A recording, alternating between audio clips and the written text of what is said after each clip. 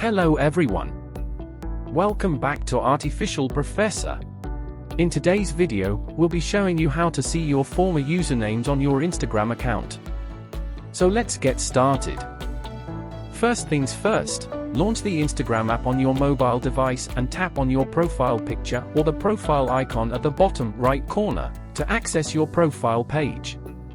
On your profile page, tap the three horizontal lines in the upper right corner to open the menu. Scroll down and select Settings. Scroll down and look for About in the Settings menu. Tap on it to move towards the next step. Here you can see an option, About your account. Tap on it to see the list of your former names.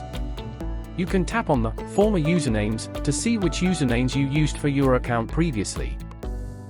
That's it for today's tutorial, and if you found this tutorial helpful, give us a thumbs up and subscribe for more useful guides.